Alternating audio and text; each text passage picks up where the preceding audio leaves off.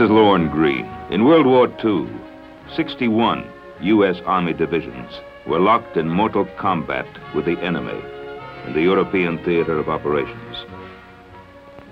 This film is about one of those divisions, the 10th Armored.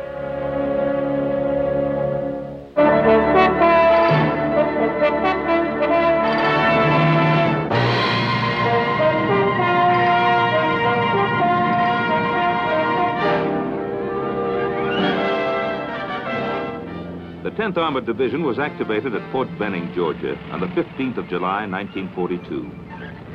From the very beginning, it was known as a hot outfit.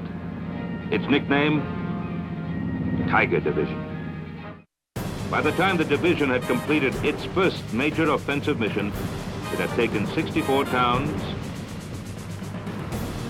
repulsed 11 counterattacks, captured 2,000 prisoners, and destroyed great quantities of materiel. But the price was high.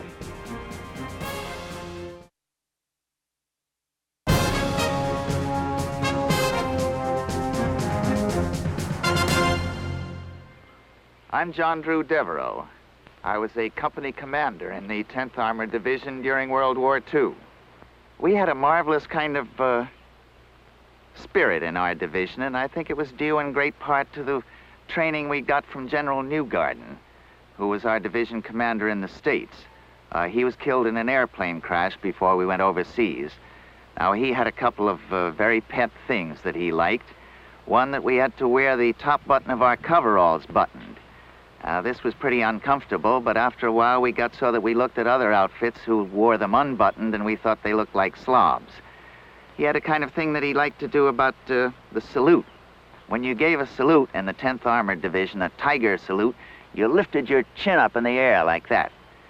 That seemed pretty silly, too, until after a while we got used to it, and then we thought we were the only outfit in the whole Army that knew how to salute properly.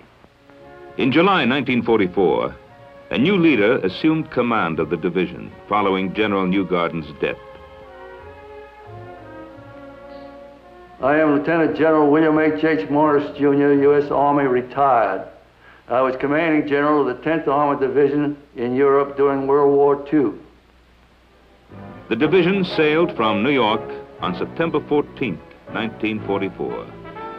The long period of training was over. The men were prepared for anything, but their wildest imagination could not conjure up what destiny held in store for them. 2 days later, on the 16th of September, Hitler, meeting with his most trusted generals, made a momentous decision, a decision which would alter the course of the war. Operation Christ Rose, the Ardennes Offensive, a campaign in which the Tigers of the 10th would cover themselves with glory and make military history. The division arrived in battle-torn Cherbourg on the 22nd of September and was immediately assigned to General Walton Walker's 20th Corps, which was under control of General George S. Patton's 3rd Army. General Patton came to visit our division and talk to the officers and non-commissioned officers, as he did with all the divisions that were assigned to his army. General Patton covered very effectively the combat lessons learned during the war at the squad, section, and platoon level. I'm Colonel Thomas Chamberlain. During World War II, I commanded the 11th Tank Battalion of the 10th Armored Division. I can remember vividly the first days of combat, the first orders we received. Colonel Roberts called us into a small churchyard in the town of Chalon-sur-Marne. His first words were that the reason he called us into this particular churchyard in this particular town were that this was the place that he had received his first orders to go into combat during World War I, and he wanted to use this particular spot to start us off. We moved up all afternoon past Verdun and in the vicinity of Metz, and then that evening, in a beautiful moonlight night, it happened to be Halloween night, We infiltrated our half-tracks one by one, 3 minutes apart, down a very spooky road through a village and up into a wooded area, dismounted, and then trucked on up and relieved the 90th Division. I'm William R. Desabry. I was a battalion commander, a major in the 10th Armored Division in World War II. The 10th Armored Division was a very well-trained division. Its first combat was against Metz. Metz was, you might call it a defensive sector as far as the 10th was concerned. We were supposed to aggressively patrol, and we did. We saw that every infantryman and every weapon was fired at least once in more or less anger against the enemy.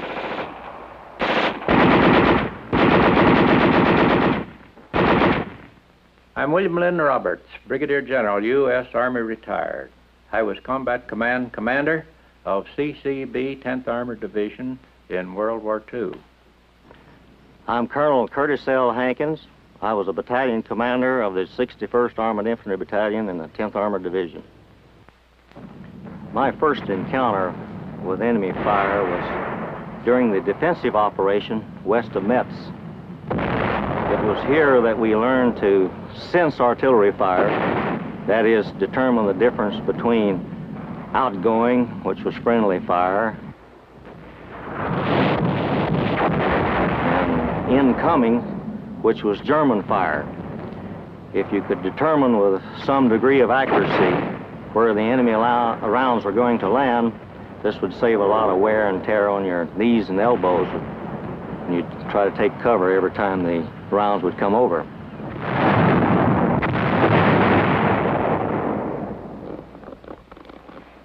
I am Colonel James O'Hara. I commanded the 54th Armored Infantry Battalion of the 10th Armored Division. I consider that this initial baptism of fire in a defensive position was very good for the battalion.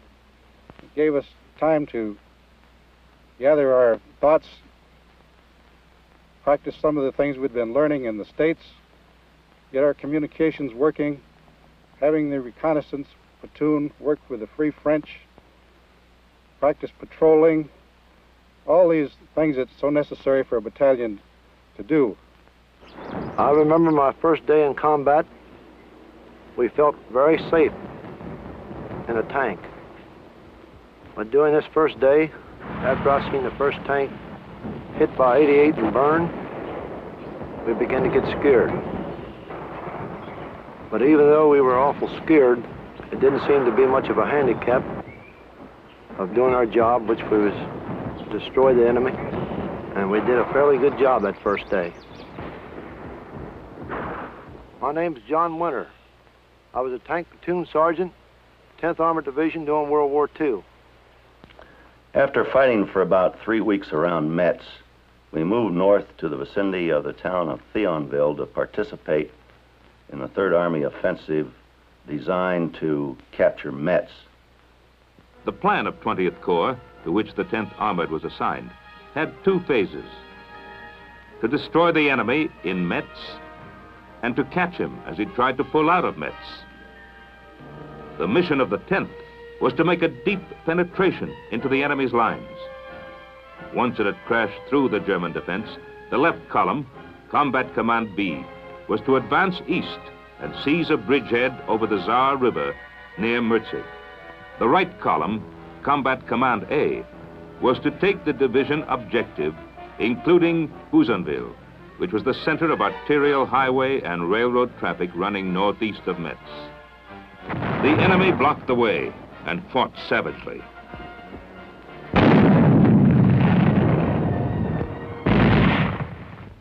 But the Tigers clawed their way through the German defense. By the time the division had completed its first major offensive mission, it had taken 64 towns, repulsed 11 counterattacks, captured 2,000 prisoners, and destroyed great quantities of materiel. But the price was high.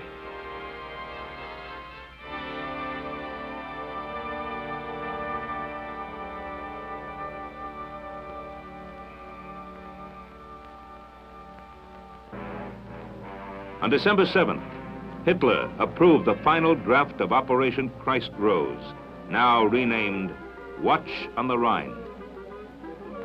Hitler's plan of attack was to break through on the Ardennes with 3 armies. The 6th Panzer Army, led by the butcher from Bavaria, Sepp Dietrich. The 5th Panzer Army, led by Baron Hasse von Manteuffel. And the 7th Army, led by General Brandenberger. They would cross the Meuse River on the 2nd day between Liège and Namur, bypass Brussels, and reach the great port of Antwerp on the 7th day. This operation, Hitler believed, would destroy more than 30 American and British divisions. He believed it would be the beginning of the end for the Allies. Within the next week, thousands upon thousands of troops and thousands upon thousands of tons of materiel were transported secretly from assembly areas to terminals just behind the front lines. 3 days and nights, the defenders of Bastogne slugged it out with the numerically superior enemy. Then, on the 22nd of December,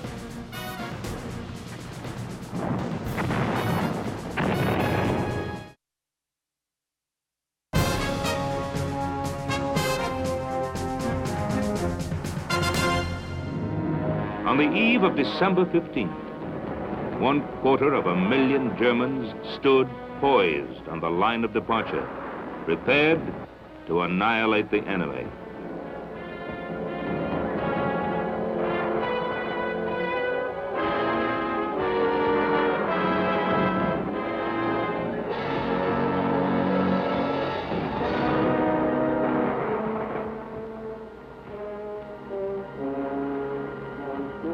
At 5:30 a.m.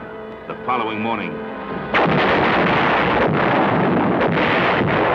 flame erupted along an 85-mile front. Hitler's great drive to Antwerp had begun.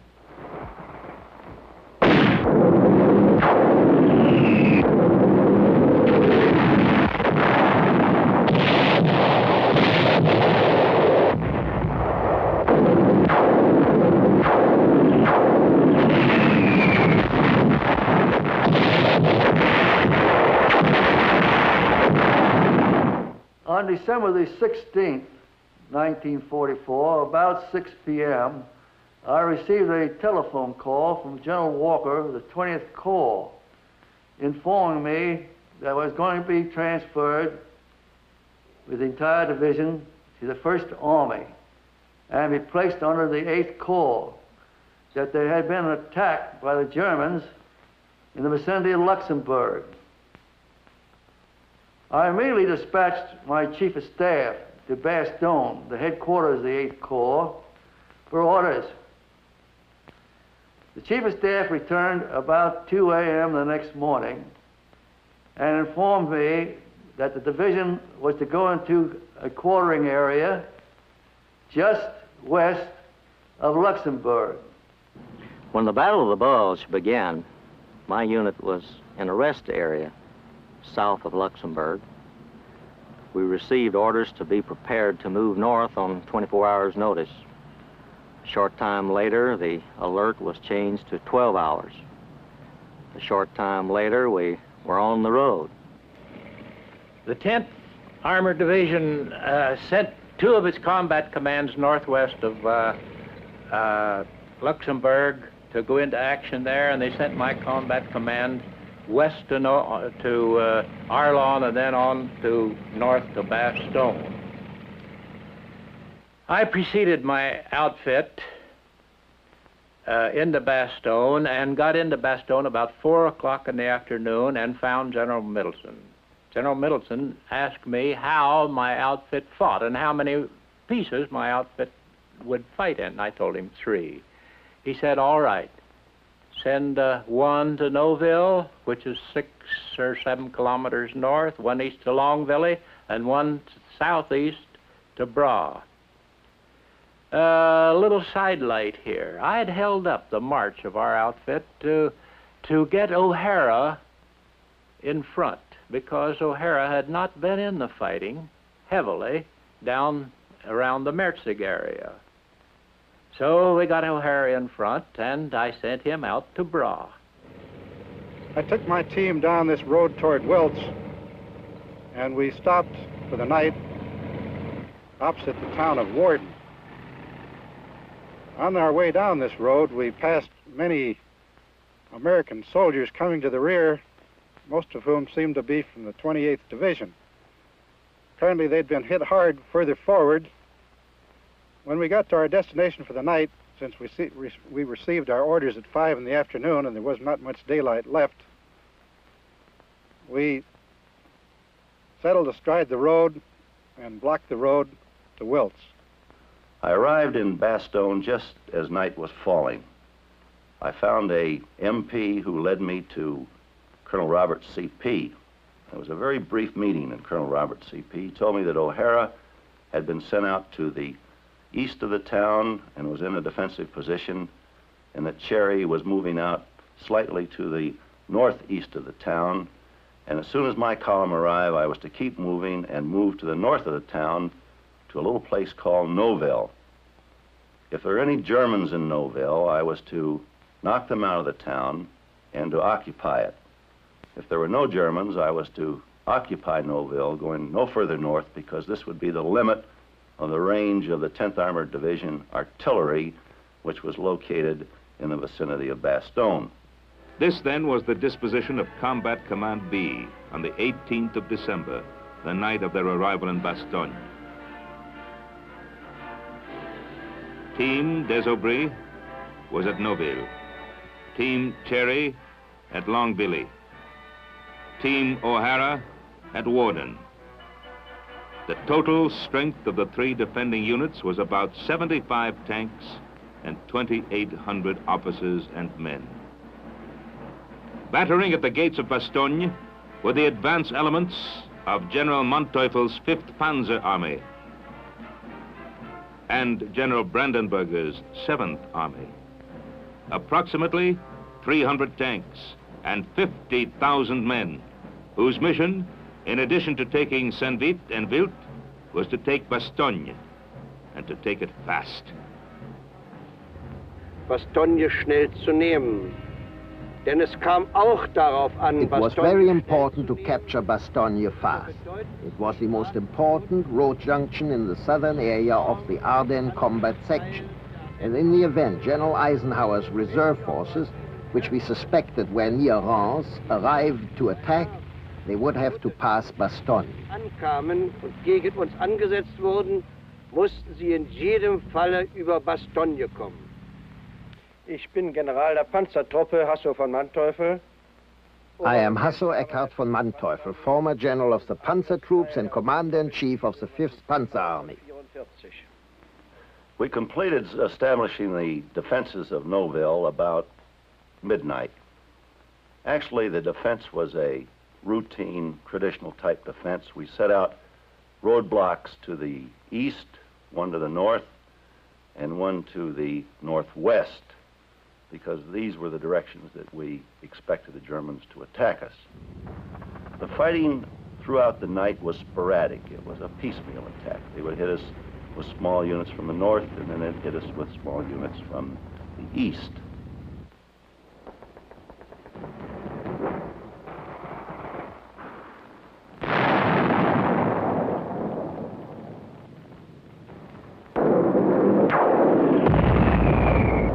Cherry, who's not here, went out to Longville, came back at midnight, and found me asleep. He asked that he be allowed to sit on a road out east of Magaret, short of Longville, because he had found a combat command CCR of the 9th Armored Division in position 10 or 12 tanks, a colonel, and some artillery. I gave him permission to stay where he was. Cherry never got back to his command. In the meantime, some of the Panzer-Lehr division had cut in behind his outfit at Margaret, and he never joined. However, his headquarters went into the little Neffy Chateau. At Neffy Chateau, Cherry had a tank or two and a few machine guns and his whole headquarters company, and he put up a real nice fight all day. That evening he had to retire. He felt like he had to get out because he was being burnt out. Cherry lined up his vehicles to go out. He was to go out last in a Jeep. He went outside. He got 2 Tommy guns. He emptied one Tommy gun to the right, got the other, opened it to the left, climbed in his Jeep, and pulled out. The driver was hit, the Jeep was hit, the medico in the back was hit. Cherry got out. He got a DSC for this. My battalion spent the night on the high ground south of Warden, and all night long we saw no German troops or heard nothing of them. However, we did have one straggler come to the rear who told us they were east of us in the Wiltz area. About 10 o'clock in the morning, they came down from the Wiltz Road and shot up the artillery observer's tank and 1 or 2 other tanks. We fought on all morning long and part of the afternoon, staying in the same position there, keeping the Germans at bay. At first, the defense of Bastogne rested with 3 units of the 10th Armored Division. Task Force de Sobry in the northeast, Task Force Cherry in the east, and Task Force O'Hara in the southeast. At 1400 hours, the paratroopers and our tanks and our armored infantry launched the attack. At 1400 hours, the German forces launched an all-out attack on Noville. So we had the situation of the Germans and the American units attacking one another simultaneously from points about 700 yards distant.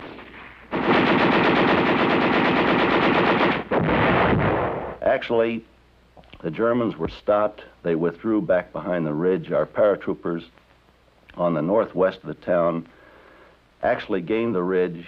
The tanks, the armored infantry, and the paratroopers on the northeast of the town were unable to get to their positions.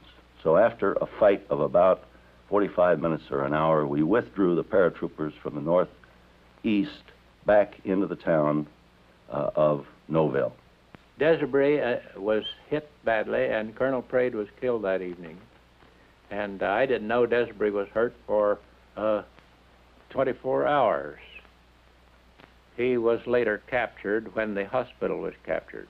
For the next 3 days and nights, the defenders of Bastogne slugged it out with the numerically superior enemy. Then, on the 22nd of December,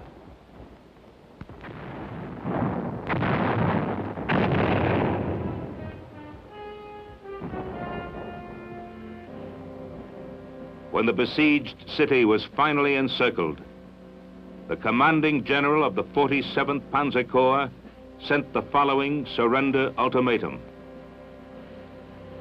It called for the surrender of the Bastogne garrison. If the Americans did not comply within 2 hours, Bastogne would be completely destroyed and its defenders annihilated. General McAuliffe's one-word answer, nuts, reverberated around the world.